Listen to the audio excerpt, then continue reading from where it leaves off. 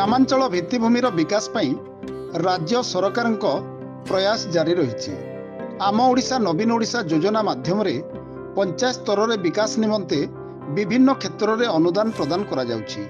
ग्रामांचल भित्तिभूमिर विकास धारा माध्यम एक विकसित ओडिशा गठन करिबा पई मंग धरिथिबा मुख्यमंत्री नवीन पट्टनायक एवं आम ओडिशा नवीन ओडिशा अध्यक्ष बीके पांडियन को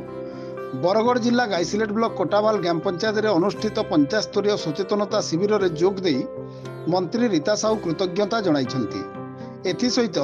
कोटावाल पंचायत विभिन्न उन्नयनमूलक कार्यर एक पुस्तिका को श्रीमती साहू उन्मोचन करथिले। सरपंच अर्पिता पंडा सभापतित्व रे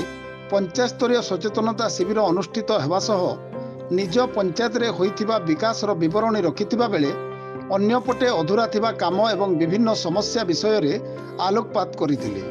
एही कार्यक्रम रे ब्लॉक अध्यक्ष प्रणय कुमार साहू, उपाध्यक्ष जशवंती प्रधान, जिला परिषद सभ्य नीलमणि बरिया,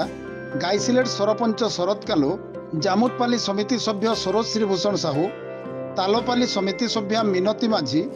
श्रीजुक्त सूर्यनारायण त्रिपाठी निर्वाही जंत्री उठा जलसेचन बरगढ़, श्रीजुक्त उदित केरकेटा सहकारी निर्वाही जंत्री,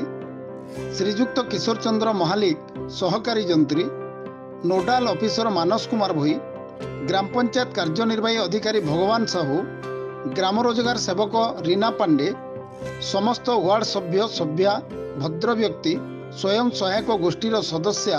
अंगनवाड़ी कर्मी, आशा कर्मी, एमबीके, सीआरपी माने उपस्थित थिले। एही अवसर रे कोटावाल ग्राम पंचायत रे 2,51,62,000 टंका व्यय अटकल रे होइतिबा 5 गोटी उठा जलसेचन प्रकल्पर मंत्री रीता साहू करकमल रे भित्ति प्रस्तर स्थापन करा जाइतिबा बेले राज्य सरकार ग्रामांचल भित्तिभूमिर विकास एवं जनसाधारण सुविधा पाई करिथिबा योजना और ताहार सुविधा लोके किपरि पाई परिबे विभिन्न लाइन विभाग अधिकारी माने जनसाधारण को सचेतन करथिले। एही अवसर रे विभिन्न स्कूल छात्र छात्री मानक द्वारा सांस्कृतिक कार्यक्रम परिवेशन सहित आम ओडिशा नवीन ओडिशा कार्यक्रम संपर्क में पाला करमसानी डालखाई माध्यम रे स्थानीय जनसाधारण को सचेतन करा जाइथिला।